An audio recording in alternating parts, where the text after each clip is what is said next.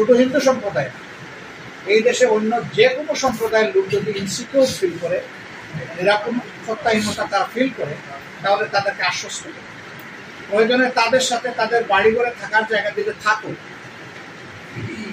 যে আমরা আছি, আমরা সবাই এক, আমরা ভাই ভাই, এই সমাজে বিভাজন হিংস্রতা আমরা সৃষ্টি করতে দিব না, অন্তত ধর্মের ভিত্তিতে আমরা দিব নাই। আমাদের নামে কে কি বললো এটাকে আমরা বদার করি না, আমরা বদার করি আমাদের বিবেক।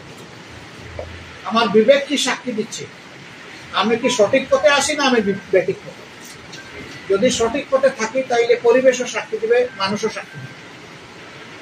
আমরা আপনাদের সহযোগিতা চাইতে এসেছি বিশেষভাবে এই পরিস্থিতিতে একটা ব্যাপারে, যে কোনো দুর্বৃত্ত কোথাও আমাদের নামে, আমাদের লেবেল, আমাদের ব্যানার, আমাদের স্লোগান ব্যবহার করে এরকম কাজ করছে কিনা, যদি আপনারা মানে এরকম কিছু আপনাদের কাছে থাকে, সারা বাংলাদেশের যেখানে আপনারা আমাদেরকে সাহায্য করবেন এই তথ্য।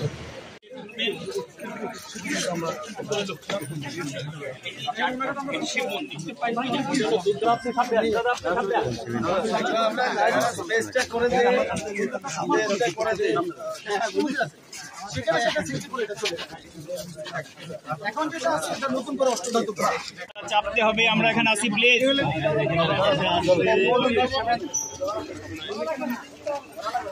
ভাই আপনি এত সামনে কি করেন?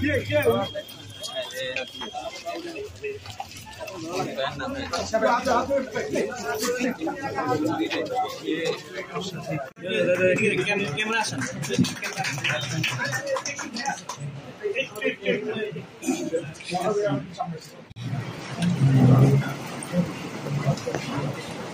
আজকে দেশের এক রাতকে লগ্নে বাংলাদেশের অনেকটা বলতে হবে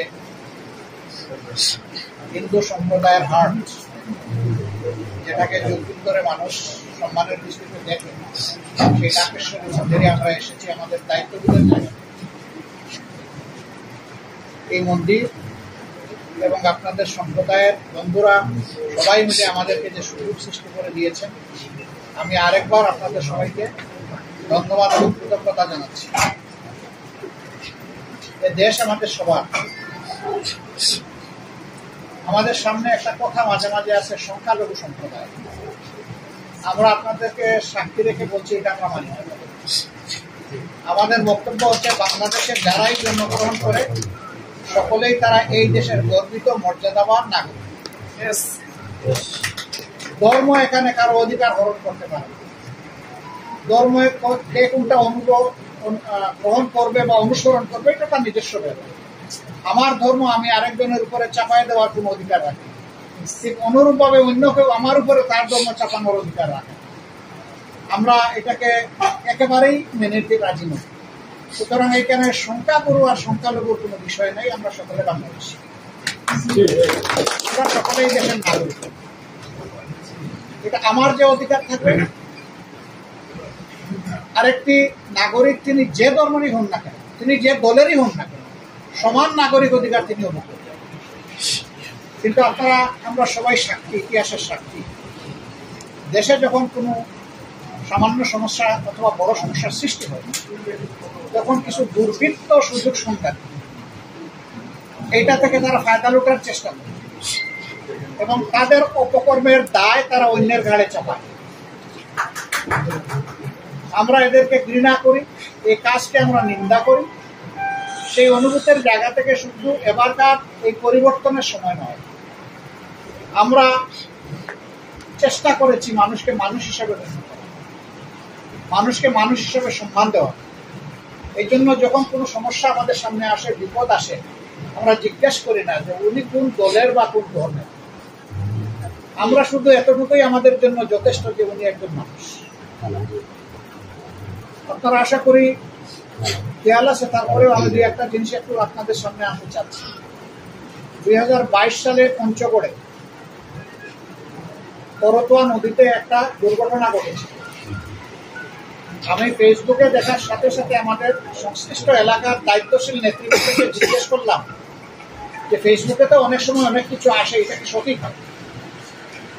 তারা তখন জানেন না, কিন্তু ফেসবুকের মাধ্যমে আমরা জেনে ফেলেছি। তারা বললেন যে আমরা চেক করে আপনাকে জানাচ্ছি। 5-10 মিনিটের ভিতরেই চেক করে বললেন যে ঘটনা সঠিক এবং খুবই মর্মান্তিক। আমরা জেনেছি বিকালের দিকে, চেষ্টা করলাম যে ওই দিন বিকালে আমরা ফ্লাই করতে পারি। বিপদে মানুষ পড়েছে, বন্ধু চেনা যায় বিপদের সময়। সুসময় তো মিষ্টির চূড়া নিয়ে আমার কাছে যে কেউ আসতে পারবে, প্যাকেট নিয়ে আসতে পারবে, কিন্তু আমার বিপদের সময় কে আমার পাশে এসে দাঁড়াবে, সেটা হচ্ছে বড় বিষয়। আমরা ওই দিন পারি নাই। এবার পরের দিনে সকালের ফ্লাইট ধরে আমরা চলে গেছি। আমরা কৃতজ্ঞ যে এত ব্যথা বেদনা বেঁচে থাকা সত্ত্বেও সেখানকার মানুষগুলোকে আমাদেরকে অত্যন্ত আন্তরিক এবং উষ্ণভাবে গ্রহণ করেছে। আমরা তাদের প্রতি কোনো দরদ এবং দয়া দেখাতে চাই। আমরা গিয়েছি, আমার এক ভাই আমার এক বোন বিপদে পড়েছে, ভাই হিসেবে সেখানে সহানুভূতি করেছি এবং এটাকে আমাদের নৈতিক দায়িত্ব আমরা মনে করছি। টাঙ্গাইলে একটি পরিবারের 8 জন লোক, শুধু তাদের পরিবারের দাদু ছাড়া সবাই একটা যানবাহন দুর্ঘটনায় শেষ, একসাথে শেষ, স্পট ডেথ। সেটা 22 সালের পরে আমরা জানার পরে অ্যাডভান্স আমাদের লোকদেরকে পাঠিয়েছি এবং বলছি যেখানে অবস্থাটা কে আছে এই পরিবারে বাকি আছে। দেখা গেল যে 82 বৎসরের একজন বৃদ্ধ মহিলা ছাড়া জন্য সব শেষ। ঘরদুয়ারের কি অবস্থা আমরা খবর নিলাম। তারপরে আমরা দায়িত্ব নিলাম যে ওনার বাকি জিন্দগি যতদিন উনি বেঁচে থাকবেন, উনি যেন একটু কমফোর্টেবলি বেঁচে থাকবেন, সেই জন্য তার মাথার উপরে একটা ছায়া তৈরি করে দেওয়া হয়েছে।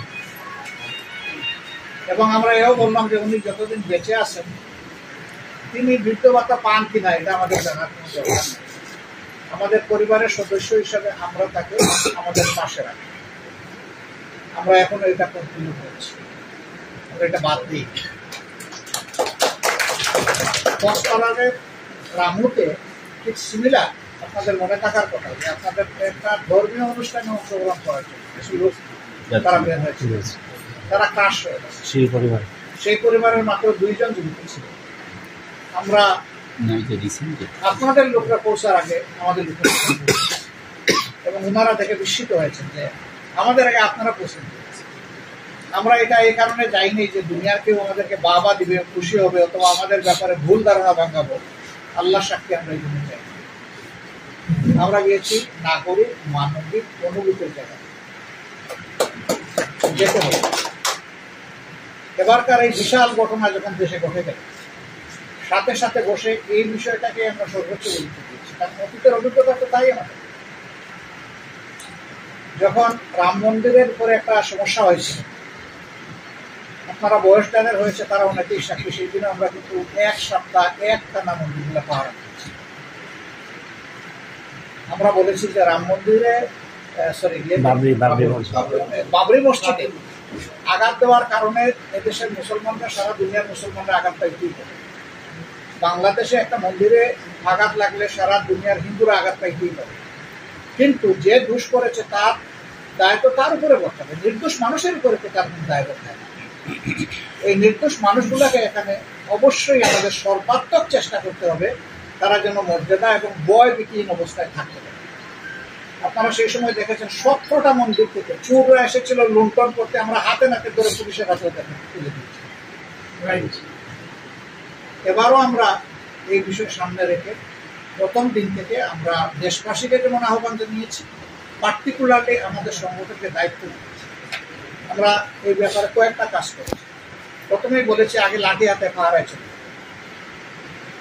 এবং শুধু হিন্দু সম্প্রদায়, এই দেশে অন্য যে কোনো সম্প্রদায়ের লোক যদি ইনসিকিউর ফিল করে, নিরাপত্তাহীনতা তারা ফিল করে, তাহলে তাদেরকে আশ্বস্ত করে প্রয়োজনে তাদের সাথে তাদের বাড়ি ঘরে থাকার জায়গা দিতে থাকুক, যে আমরা আছি, আমরা সবাই এক, আমরা ভাই ভাই।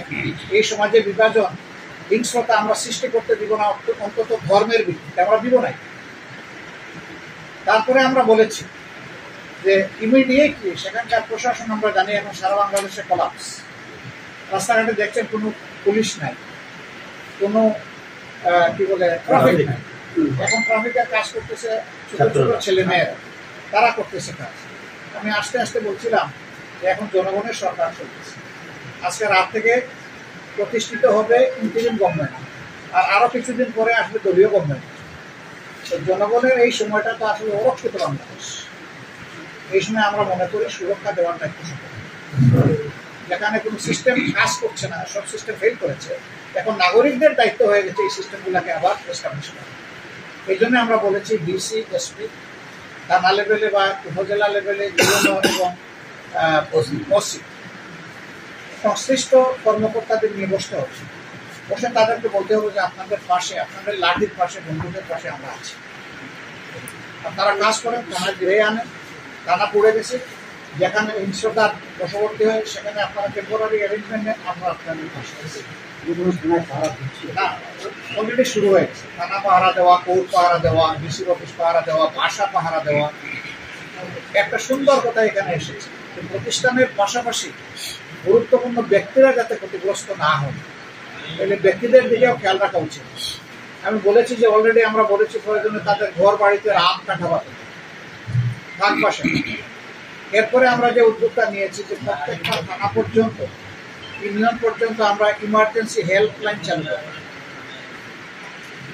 বর্তমান উদ্ভূত পরিস্থিতিতে কেউ যদি ক্ষতিগ্রস্ত হয় তাহলে আমরা যেন ইমিডিয়েট মুভ করতে পারি উইদাউট এনি ডিলে। আমাদের নাম্বারগুলো ওপেন থাকবে জনগণের জন্য, সকল ধর্ম বর্ণ নির্বিশেষে সবার জন্য। এখন কিছু কিছু লোক তার রাজনৈতিক প্রতিপক্ষকে ঘায়াল করবে, খুন করবে, এটা কাপুরুষতা। তুমি যদি সৎপুরুষ হও, বীর পুরুষ হও, তাহলে তোমার মুখামুখি যখন হয় তখন তুমি করবে। এখন এই বিপদের সময় এটা করার প্রয়োজন। আর যদি কিছু করতে আইন আদালত যখন হবে তখন করবে। মানুষ, যে কোনো মানুষ ভুল করতে পারে, ভুল হইলে তার সংশোধনের সুযোগ থাকে, সরি বললে মানুষ খুশি হয়ে যায়। কিন্তু কেউ যদি পারপাসফুলি ক্রাইম করে তাহলে অবশ্যই তাকে আইনের আওতায় আনতে হবে। আমি হলো তাকে আইনের আওতায় আনা উচিত। আমরা সেই দাবি জানিয়ে আসছি। আমাদের বক্তব্য গোপন নয়, প্রকাশ্য। হাজার হাজার লাখ লাখ মানুষ, কোটি কোটি মানুষের কাছে পৌঁছে গেছে। আপনারা যদি আমাদের বক্তব্যগুলা দেখেন তাহলে পেয়ে যাবেন সব। এখন কথা হলো যে বক্তব্যের সব বললাম, কার্যত কি? কার্যের সাক্ষী আপনারা, আমরা এই সাক্ষী দিব। এই সাক্ষী আপনারা দিবেন যে আমাদের বক্তব্যের সাথে আমাদের কাজের মিল আপনারা খুঁজে পাচ্ছেন। যদি আপনারা পেয়ে থাকেন আলহামদুলিল্লাহ, যদি পেয়ে না থাকেন আমরা সেই ব্যবস্থা বুঝতে চাই এবং সেই ব্যবস্থা আমরা নিতে চাই। আমাদের আমরা পাচ্ছি, আপনারা পাচ্ছেন, সবাই আমরা পাচ্ছি। আপনারা যা আমাদের কাছে প্রত্যাশা করেন তা পাচ্ছেন। এটাকে আমাদেরকে খুশি করার জন্য বলছেন না আপনাদের বিবেক থেকে বলছেন? না না, গতকালকে রাতে আমি 10টা বাজে এখানে আসছি, আমি দেখলাম স্বতঃস্ফূর্তভাবে যেভাবে পাহারা দিচ্ছে আমাদেরকে, এরকম আমরা নজির আর কখনো দেখি নাই বাংলাদেশে। Thank you.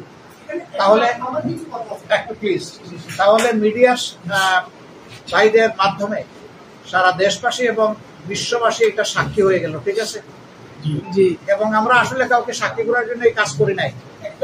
একটা প্লিজ, আমি শেষ করতে বলবেন, আমরা কাউকে সাক্ষী রাখার জন্য এটা করি নাই, বাহবা নেওয়ার জন্য করি নাই, রাজনৈতিক ফায়দা নেওয়ার জন্য করি নাই। আমি আবারও বলবো, মানুষ হিসেবে আমরা মানুষের কাজ করার জন্য। আপনারা আমাদের জন্য দোয়া রাখবেন।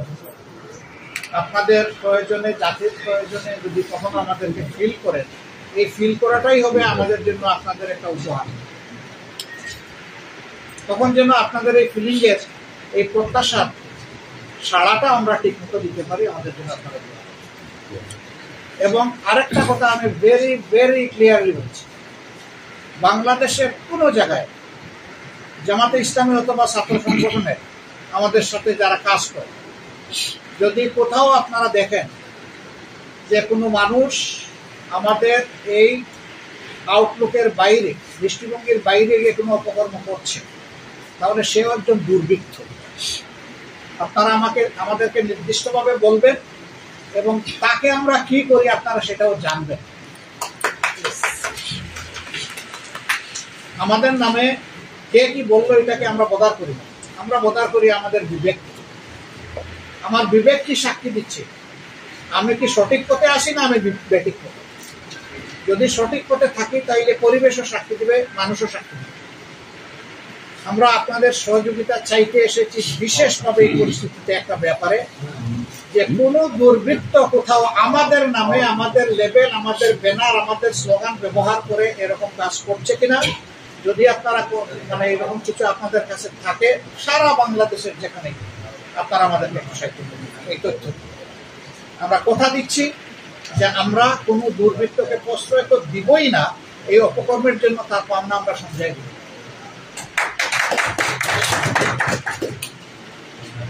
আমরা আবারও কৃতজ্ঞতা জানাই, আপনারা আমাদেরকে এইভাবে, আসলে আমরা মনে করি যে দিল নিয়েই বরণ করছেন, হৃদয় দিয়ে বরণ।